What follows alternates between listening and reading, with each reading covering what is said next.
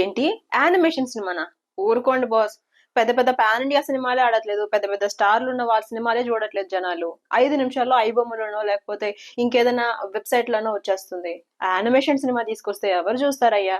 అది కూడా ఆస్తిని తాకట్టు పెట్టి మరీ సినిమా చేస్తున్నానని చెప్తున్నారు. నా మాట వినండి, ఆపేసేయండి. పెట్టిన డబ్బులు కూడా రావు, తర్వాత మీరే బాధపడతారు. ఇలాంటి మాటలన్నీ మాట్లాడారు. ఎస్, మీకు అర్థమైపోయి ఉండాలి.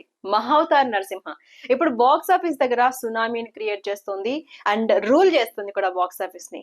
ఫస్ట్ డే 1.6 CR మాత్రమే వసూలు చేసిన మహావతార్ నరసింహ ఇప్పుడు ఏకంగా 175 కోట్ల కలెక్షన్స్ దిశగా వెళ్తుందంట.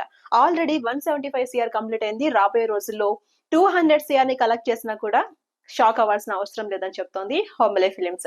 ఈ నేపథ్యంలో హోమిలే ఫిలిమ్స్ ఎక్స్ లో తెలిపింది, మహావతార్ నరసింహ చరిత్ర తిరగరాస్తుంది, గర్జన అన్స్టాపబుల్ అంటూ పేర్కొంది. అయితే దేశంలో ఇప్పటి వరకు అత్యధిక కలెక్షన్స్ రాబట్టినటువంటి యానిమేషన్ మూవీగా మహావతార్ నరసింహ ఉంది. అయితే ఈ నేపథ్యంలో అటు నెటిజన్స్ కూడా తమదైన స్టైల్లో ఎక్స్ప్లెయిన్ చేస్తున్నారు. ఈ సినిమాలో ప్రతి ఒక్క సీన్ అన్స్టాపబుల్, ప్రతి ఒక్క ఫైట్ కూడా అన్స్టాపబుల్. బ్యాక్గ్రౌండ్ మ్యూజిక్ కావచ్చు అండ్ డైలాగ్స్ కావచ్చు. భక్త ప్రహ్లాద సినిమా అప్పుడు టాలీవుడ్ ని క్రియేట్ చేస్తే, మహావతార్ నరసింహ టాలీవుడ్ చరిత్రని తిరగరాస్తుంది.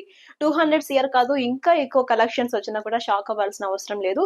ఇప్పటి వరకు ఎవరైనా చూడకుండా ఉంటే దయచేసి వెళ్ళి 3Dలో థియేటర్స్ లో మాత్రమే చూడండి. ఆ ఫీల్ ని, ధర్మాన్ని మీరు ఎక్స్పీరియన్స్ చేయండి అని చెప్తున్నారు. సో ఏదేమైనా ఒక చిన్న యానిమేషన్ మూవీలో వచ్చినటువంటి మహావతార్ నరసింహ నిజంగానే డైరెక్టర్ చెప్పినట్టు తమ దగ్గర స్వామి ఉన్నాడు, స్వామి మీదే భారం వేశాం అని చెప్పిన విధంగా అలాగే సక్సెస్ ని చవిచూస్తోంది. అదే విధంగా కలెక్షన్స్ కూడా అదే స్టైల్లో రాబడుతోంది.